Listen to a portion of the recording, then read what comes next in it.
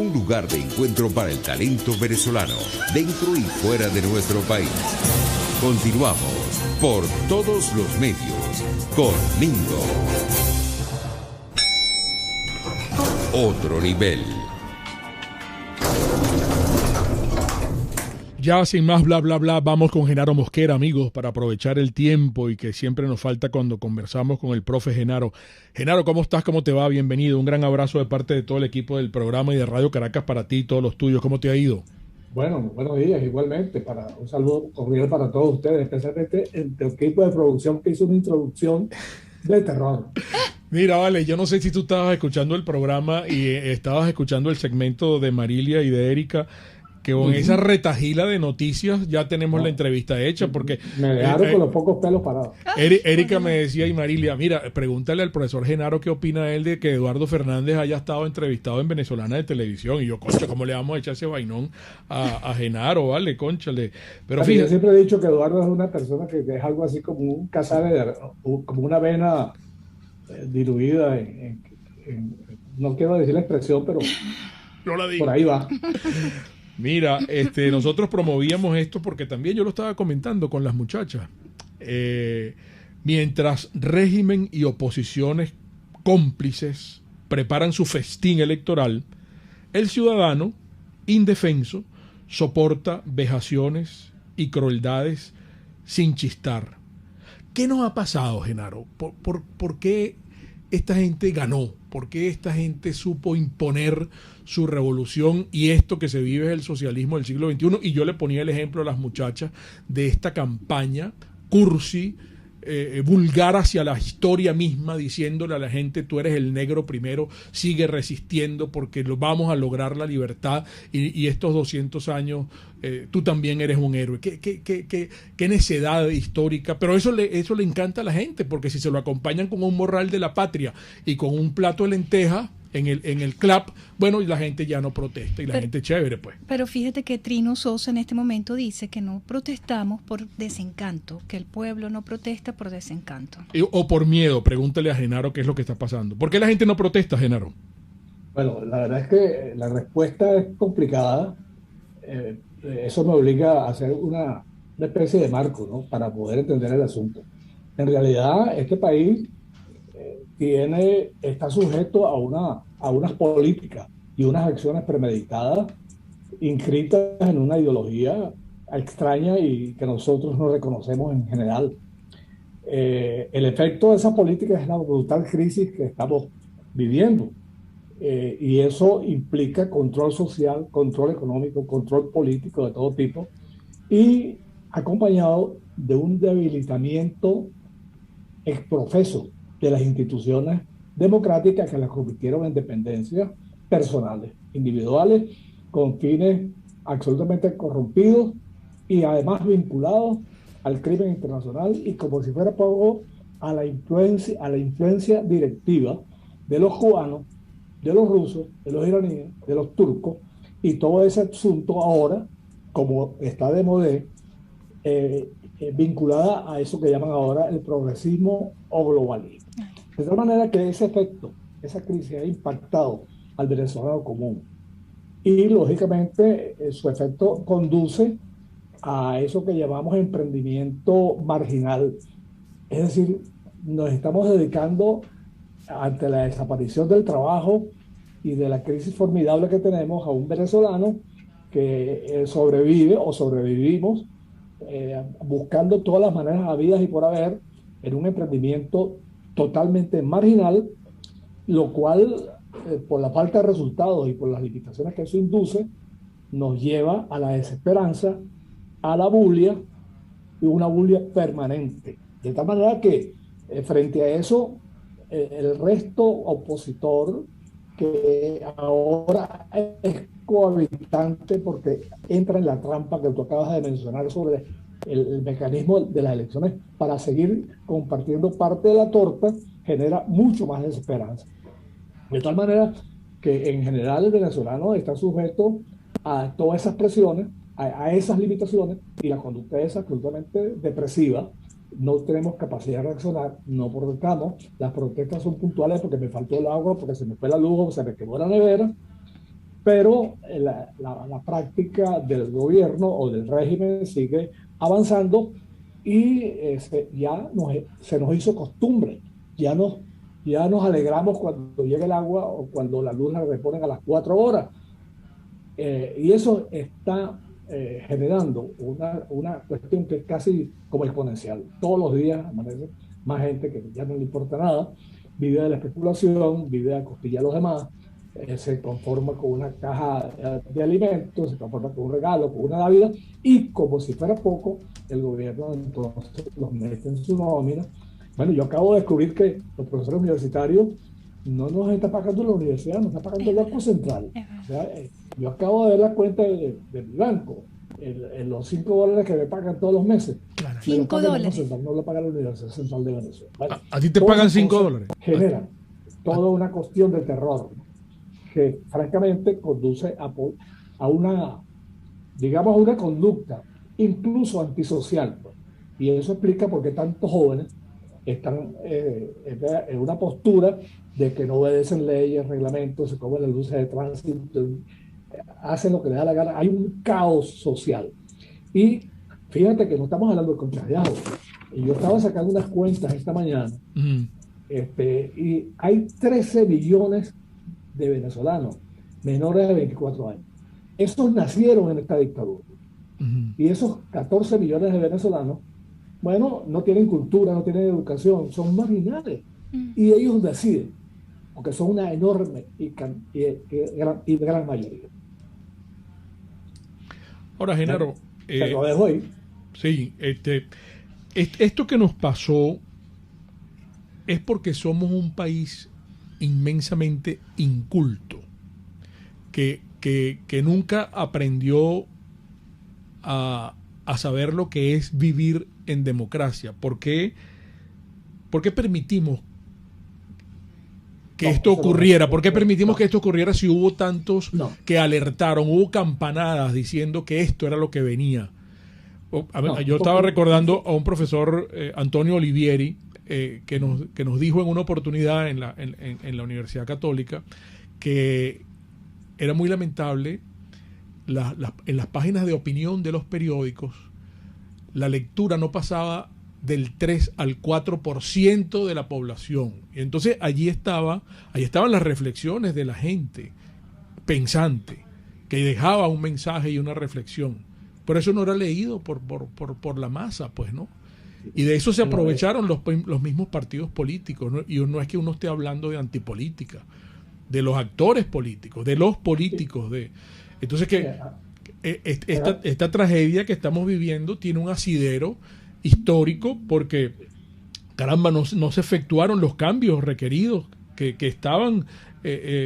Había gente importante previniendo que esto que íbamos a aterrizar en este desastre. Y yo quisiera sumarle otro comentario. Hace pocos días, por ejemplo, en Los Roques, detuvieron a 8 mujeres que habían por protestar. Ajá. Y esto bien bueno ese dato. Y esto ha sido, ya fueron liberadas, ya fueron excarceladas, pero las 8 señoras que protestaban seguramente por la falta de agua, luz o de alimentos, fueron encarceladas. Y sin embargo tenemos la situación, bueno, para ponerla ahorita, la situación que estamos viviendo de La Vega, la Cota 905, donde tenemos a unas bandas armadas sometiendo la zona. Eso también ha influido mucho para que los ciudadanos comunes dejen de protestar. Claro. Sí.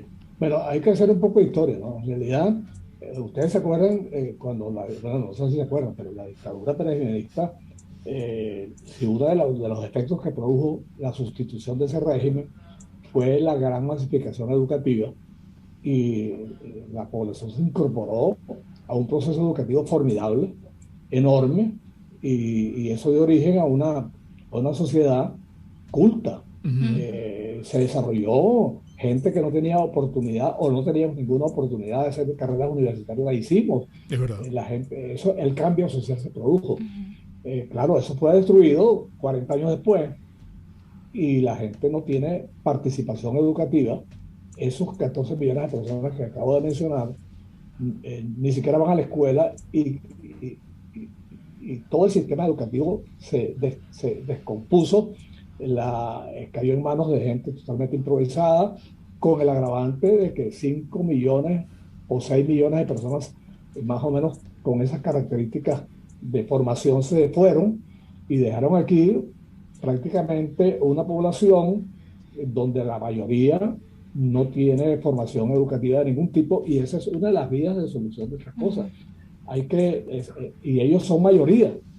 Es decir, hablar de la cantidad de personas que tienen esa condición y que están sometidas a esa presión institucional, lógicamente conduce a que el venezolano común tenga una característica cultural muy baja, prácticamente un analfabetismo funcional, y esos son sometidos a presión, chantaje y de todo tipo de represión por parte del régimen. De esta manera, pues, que tenemos una población que no podemos estimular a nada porque tienen otras características. Es un segmento marginal que incluso históricamente tiene orígenes muy fuertes, porque, por ejemplo, hace 50 años la invasión o la migración de los países suramericanos hacia Venezuela fue terrible, tremenda. Acuérdense que los colombianos aquí eran casi 4 millones de colombianos, y la mayoría de esa gente que migró para Venezuela no tenía ningún tipo de formación. Y eso se reproduce y finalmente tenemos una estructura demográfica totalmente inculta, totalmente maniobrable, totalmente sujeta a cualquier tipo de cosa, y no podemos contar con ellos para ninguna protesta y ningún cambio. Eso es lamentable.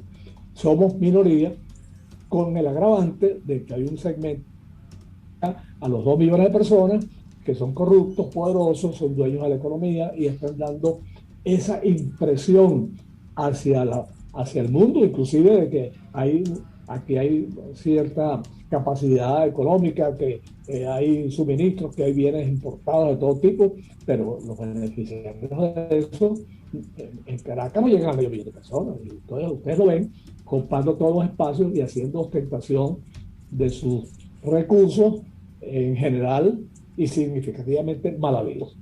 Genaro, frente a todo eso, ¿qué diablo vamos a hacer?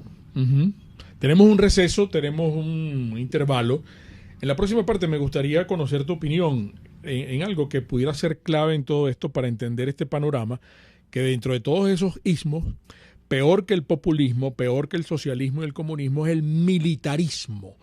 Y entonces nosotros nos estamos rompiendo la cabeza para competir en sana democracia y constitucionalmente con el militarismo que impuso aquí Chávez y que ha seguido Maduro y Padrino, que tiene todo copado. Los militares se cogieron el país para ellos y no hay manera de tener espacios democráticos, mucho menos a través del plan electoral, del festín electoral corrupto, narcoelecciones que están preparando esta gente. Pero eso será en la próxima parte con el profesor Genaro Mosquera. Un espacio para formar la nueva opinión pública venezolana por todos los medios. Conmigo. Yo quiero que sigas a mi amiga Chef Male. Chef Male, ella es mi bella genio. Ya pronto vamos a estar anunciando el próximo taller. Ustedes saben lo que significa, y en muy corto tiempo, en un breve lapso, que Male ha logrado ofrecernos 15 talleres online de panadería keto y low carb. En este caso yo quiero enfatizar que Male es una pionera en lo que hace, es una innovadora en lo que hace, porque ella nos enseñó a crear la levadura, que es la clave para desarrollar todo este proceso de panadería y pastelería también keto y low carb. Ahí está la clave en la levadura. Si usted sigue en el Instagram, están todas las recetas, todos los pasos que Male ha ofrecido en estos talleres. Bueno, @Chef Male, horneando amor y salud en un solo clic. Amigos, gracias por hacerme caso y contactar a mis amigos de The Lab Biodiagnóstica con relación al PCR Real Time, que es en tiempo real si usted va a viajar. Pero es que además, ¿sabe qué ofrece The Lab Biodiagnóstica? El servicio a domicilio, también para esta prueba PCR. Que con eso es previa cita, por supuesto, y la entrega de resultados en 24 horas, tengo entendido. Póngase de acuerdo con ellos, 0414-202-2900, Y además saben los amigos baruteños, los amigos de Baruta, que ahora también hay una sucursal de Lab Biodiagnóstica en la sede de las Damas Salesianas, que no tiene pérdida, está en el casco de Baruta. Lab Biodiagnóstica es precisión y confianza en laboratorio clínico. Un dulce, amigos, a cualquier hora. Cómo alegra, ¿verdad? La pastelería del Corso, allí la gula no es pecado. Y a cualquier hora a usted le viene bien un canoli, un canolo en singular, canoli en plural. Los canoli, el canolo. Se lo rellenan al instante, al momento. Bueno, pero también puede ser una cola de langosta, y si usted tiene una reunión, estos dulces los puede encargar en miniatura, que eso va a ser la piedra de toque que la va a diferenciar a usted. Y va a decir, chica, ¿y dónde encargaste esto tan rico? En la pastelería del Corso, le dice usted. Porque también si quiere saladitos y si quiere mini pizzas, se lo podemos hacer. Es decir, usted puede encargar todo lo salado y todo lo dulce a la pastelería del Corso. ¿Hay algún cumpleaños esta semana? Esa torta. ¿Cuál es la torta para el Día del Papá? El domingo es el Día del Padre. Nosotros existimos, los papás existimos. Coño, una torta de papá. ¿Cuál es la torta de papá? Chocolate. Aquí me están soplando. Encárguela. 941-1971 del Corso es la pastelería italiana por tradición y excelencia. Bueno, ¿qué hago yo? Yo tengo mi doble protección. Gracias a Produzca. ¿Cuál es mi doble protección? Esta que tengo aquí. Hoy me vestí de negro. Fíjense qué casualidad. No lo hice por la publicidad de Produzca. Y aquí tengo, fíjense, yo estoy usando primero mi mascarilla KN95 negra. Y estoy usando mi tapabocas negro. ¿Qué le parece? Esta es la doble protección, que es la que usted tiene que usar y debe usar. Mis amigos de Produzca, póngase en contacto con ellos en su Instagram, @produzca.ve, www.produzca.com. Seguridad en tu empresa de los pies a la cabeza. Puedes seguirnos en nuestras redes sociales. En Twitter, @RCR750, la radio que se ve. RCR 750 AM, porque lo bueno une. Un periodista espontáneo, frontal, observador, inconforme, con mucho que decir y escuchar. Regresamos por todos los medios con Mingo. Qué bueno que tienen Erika y Mingo, que tienen ahí por todos los medios al profesor Genaro Mosquera. Genaro, yo te dejaba una inquietud en el aire, pero también, Erika, hay oyentes que te quieren preguntar por la universidad. Es decir, vamos a hacer otro programa contigo pronto, porque Erika... Sí, cuéntale a Genaro. Isabel Lache dice que la prueba de lo que usted está diciendo, profesor Mosquera, es precisamente la destrucción en la que está sometida la Universidad Central de Venezuela. Y sin embargo, Julio Palacio dice que entonces, ¿por qué siendo el pueblo alemán uno de los más cultos de Europa, según él, fue sometido por Hitler? Eso es un poco hablando de militarismo, precisamente, para refutar un poco la tesis de que con educación se logra tener ciudadanos bien formados. Sí. Bueno, la pregunta que hizo Mingo fue, y concatenada con esta última, efectivamente el control político se ejerce sobre la base de las bayonetas.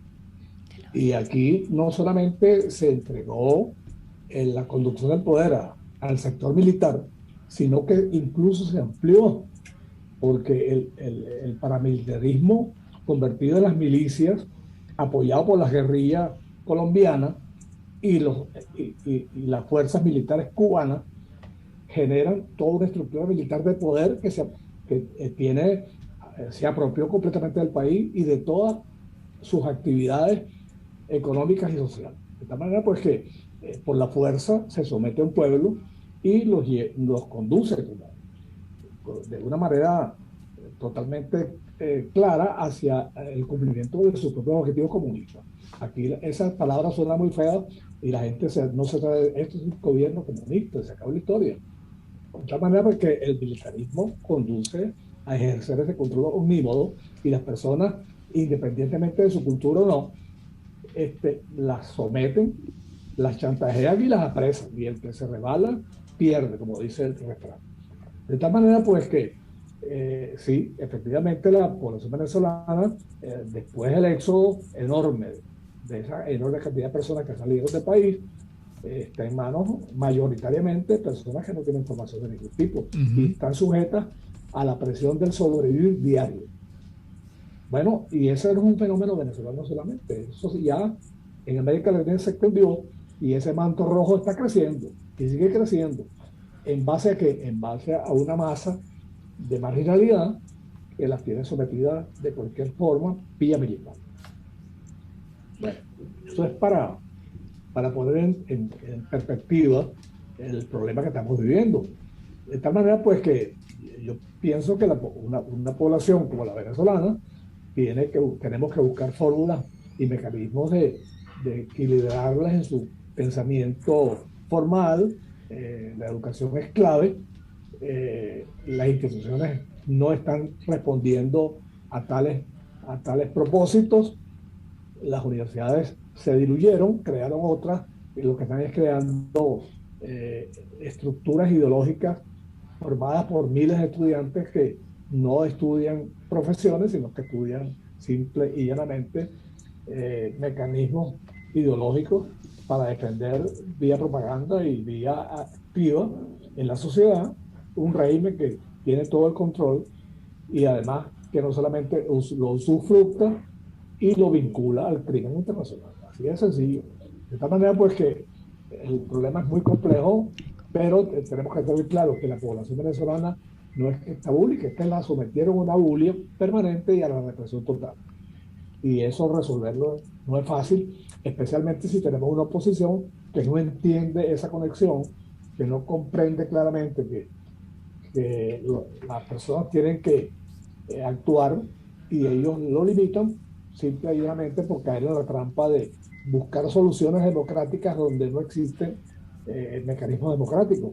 Hay ilicitudes y toda la estructura de poder está montada sobre ilícitos. En consecuencia, la oposición oficial está cometiendo ilícitos y realmente, y como conclusión es que esa gente son cómplices del sistema y no dejan que la población general reaccione y recupere su libertad, que es lo que el motivo principal de una situación de pérdida de libertades como tiene este país. Y que además su actuación está vinculada a esquemas foráneos de ese progresismo que avanza aceleradamente en América Latina, aprovechando las mismas circunstancias, porque los países vecinos están marcados con una enorme cantidad de personas que también tienen una mentalidad muy, muy limitada y bueno, y los manejan a punta de chantaje y con la bayoneta. Fíjate que Erika me estaba mostrando ahorita una declaración de Stalin González, sí, que decía... Ayer en Twitter. Un tuit, ¿no? Un tuit que con relación a las elecciones del 21 de noviembre, para castigarlos tenemos que expresarnos, un poco así.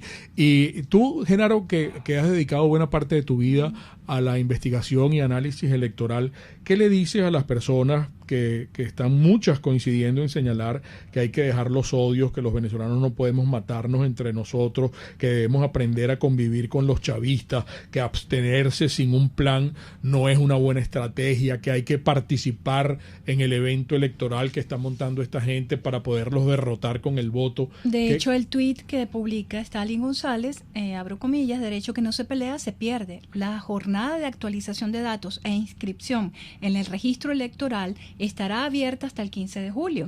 Cambiar nuestra realidad también depende de ti. Para castigarlos debemos expresarnos. Cierro comillas, afirmó Stalin González en su cuenta oficial de Twitter. ¿Qué dice Genaro? Yo no le voy a perder el respeto al Stalin, pero es una estupidez.